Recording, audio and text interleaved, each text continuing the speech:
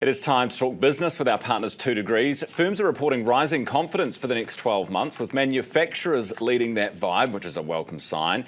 But the latest round of Trump tariffs could be a hard pill to swallow for some. Garth Bray, BusinessDesk. Garth, good morning. Good morning, Ryan. Chilly morning this morning. How was the bike ride? Merino leggings. Those power companies are going to be making bank. Merino leggings. Got to support the farmers, mate. Got to support the farmers. Love to see you wearing those into the office. Hey, what's going on with this quarterly confidence survey? Yeah, look, I think positive signs, very flickery positive signs, you'd say. I mean, the overall confidence level was 50% net positive, which is good. It's where it was last quarter.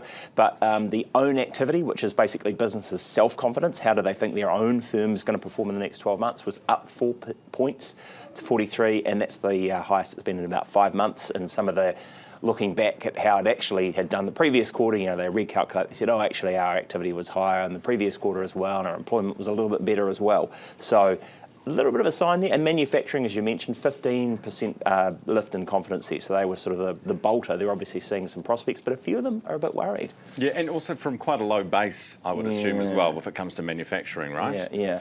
All right.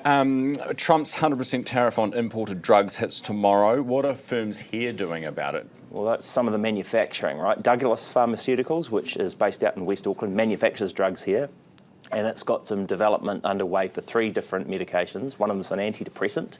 This is Rebecca Stevenson, markets reporter, has been diving in, looking at how they're planning to position.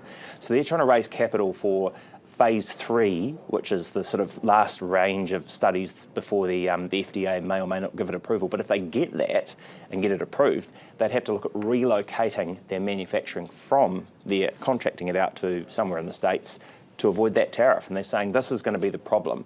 Everybody will be rushing to do that. There'll be capacity bottlenecks as the US manufacturing, contract manufacturers pick that up. It could be a real crunch for them. So I guess their plea is, hey, look, could you look at this a different way? Good luck with that, I suppose. Well, that's the thing. Yeah. But also, does it not show that Trump's plan kind of is working? This is what he wanted. He wanted manufacturers to move there and set up shop. And they are rushing, and he's just in the last couple of hours announced a big deal with Pfizer in the US to sell stuff at most favoured nation prices directly to US patients who want to buy it through a Trump RX, that's for prescription.gov website. This is like, kings of old people used to think that if they laid their hands on you, they would heal you. This is getting pretty close to that kind of thing. American, pensioners, their equivalent of grey power, hugely influential in the US, obviously big drug consumers, pharmaceutical consumers.